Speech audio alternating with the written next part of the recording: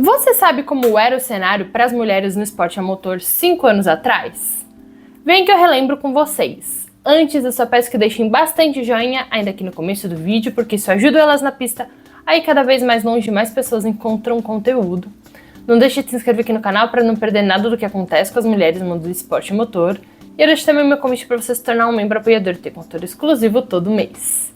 Para quem não me conhece, eu sou a Natália de Vivo e esse é o Elas na Pista.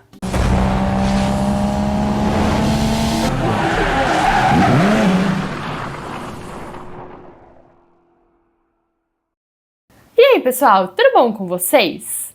Bom, nesse 10 de fevereiro eu venho com muita alegria dizer que é uma data que eu comemoro algo muito especial, bastante especial para mim. Afinal, marca os 5 anos da criação do Elas na Pista. Lá em 2020, eu publiquei o primeiro vídeo aqui, sem muita pretensão, sem muitos objetivos, apenas querendo ter um espaço para falar sobre as mulheres no esporte a motor. Mas eu fico muito feliz por tudo que eu já consegui, toda essa jornada que eu trilhei, todo esse caminho que eu construí e conquistei aqui com o canal. Jamais imaginei tudo que eu ia alcançar, tantas pessoas que iriam entrar em contato comigo, tantas pessoas que eu iria conhecer. Enfim, eu fico muito feliz com tudo que eu já conquistei nesses primeiros, que eu espero que sejam muitos, 5 anos aqui do canal. Mas, obviamente, há 5 anos, o cenário para as mulheres no nosso esporte era extremamente diferente, né? E felizmente também já era bastante diferente se comparado quando eu comecei a trabalhar com o mundo do esporte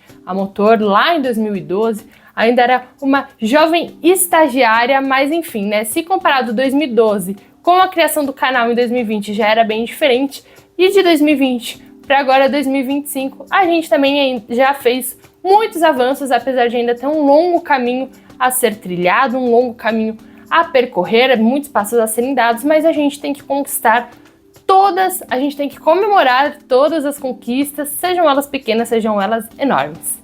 Então, para comemorar esses 5 aninhos do Elas na Pista, decidi fazer um vídeo especial comparando o cenário para as mulheres no esporte a motor de quando eu comecei a gravar os vídeos e agora. Peguei alguns dados, alguns vídeos da época para ver se muita coisa mudou e se muita coisa continua aí a mesma.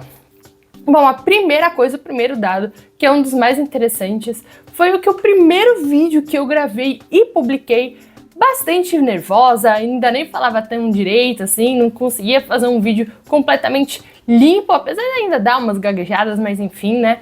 O curioso é que o primeiro vídeo que eu publiquei aqui foi sobre a Jamie Chadwick ser a próxima mulher da Fórmula 1. Na época ela estava bastante hypada, era uma das pilotas jovens, né, dessa nova geração que estava mais em ascensão, mas sob os holofotes. Ela tinha acabado de ser campeã da primeira temporada da W Series, varrendo a concorrência. Ela tinha sido campeã também da MRF Challenge 2000 e enfim, né? Em 2020 a gente teve a pandemia do coronavírus, então ela não pôde correr com a W Series porque não teve a temporada, mas ela acabou correndo na Fórmula Regional Europeia.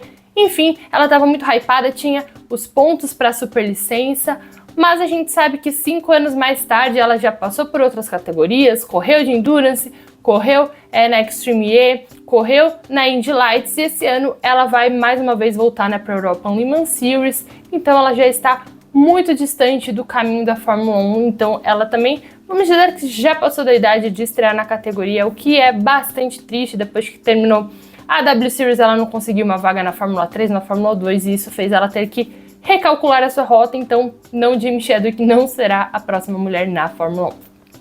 Outro ponto era como a W Series estava no seu segundo ano de vida, né? A primeira temporada aconteceu lá em 2019, o anúncio do seu nascimento veio em 2018, acontece, né, que em 2020, como eu já disse, não pôde ter a temporada nas pistas por conta da pandemia global do novo coronavírus. A gente teve ainda, né, uma temporada de esportes, as pilotas elas corriam no simulador e tudo mais, mas a gente não teve uma corrida nas pistas. Mas enfim, a W Series ela tava, né, nasceu como um grande projeto, era uma oportunidade para as pilotas se mostrarem, terem aí, né, as chances de correrem em finais de semana de Fórmula 1, inclusive, e tudo mais.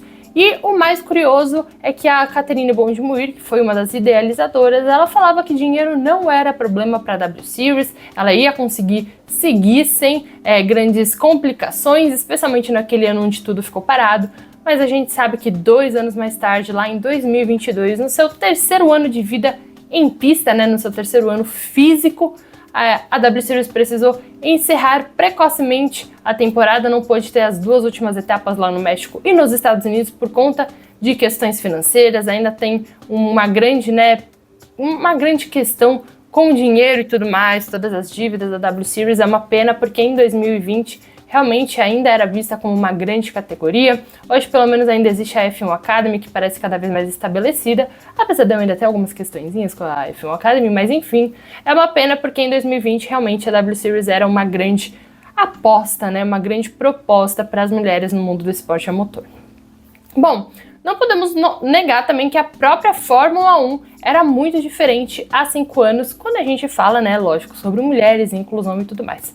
Claire Williams ainda estava presente no paddock como chefe da Williams, mas ela acabou se despedindo um pouquinho mais pra frente, né, no GP da Itália. Foi uma despedida bastante emocionante e tudo mais. Além da Ellie Norman, ela também ocupava um papel extremamente importante na organização da categoria. Então, assim, a gente tinha mulheres em papéis de destaque, em papéis importantes dentro do certame. E agora, né, as duas já estão fora. Ainda existia a campanha daquela We Race as One, quem se lembra de querer a inclusão, de querer a diversidade dentro da categoria, todo o arco-íris e tudo mais. Daí no ano seguinte já tiraram o arco-íris e daí depois extinguiram o We Race as One, enfim, foi aquela campanha praticamente, né, só para fazer bonitinho ali, queremos inclusão, queremos diversidade, mas que na prática, depois eles até colocaram sustentabilidade e tudo mais, enfim, virou um bololô, eles acabaram colocando tudo no We Race as One, que daí depois acabou, não teve mais nada, não teve mais iniciativa de inclusão, enfim, lógico, hoje a F1, ela apoia a F1 Academy e tudo mais, mas assim, não tá fazendo mais do que sua obrigação, mas enfim, né, a gente tinha o We Race as One há 5 anos, e não apenas isso, nós tínhamos um piloto chamado Nikita Mazepin no grid, sim, mas o que você pode pensar, o que isso tem a ver com inclusão e tudo mais?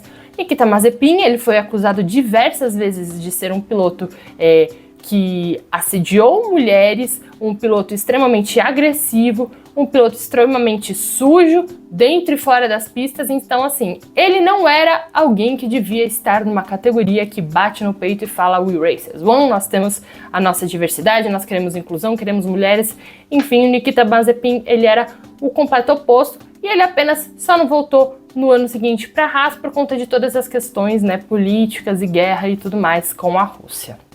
Hoje, entretanto, apesar da categoria não ter mais os programas de incentivo como antigamente, conta com nomes importantes ainda de mulheres, né, assumindo papéis de destaque. A gente tem, por exemplo, a Hannah Schmitz, que está, né, como estrategista da Red Bull, e ela tem ganhado cada vez mais destaque, ela tem feito muito bonito, obviamente, nas últimas temporadas da Red Bull. Apesar de em 2024 a equipe não ter sido campeã, a Hannah ainda é um dos principais nomes dentro do time austríaco. Fora o Esteban Ocon, que nesse ano na Haas ele vai contar com a Laura Miller, que é a primeira engenheira de corrida da história da categoria. Eu também falei sobre ela, vou deixar aqui para vocês conferirem depois. Então, assim, a gente vê, lógico, avanços. Não vemos mulheres que estão próximas, assim, de estrear como pilotas dentro da Fórmula 1, é uma pena, mas pelo menos nos bastidores a gente tem ali grandes nomes.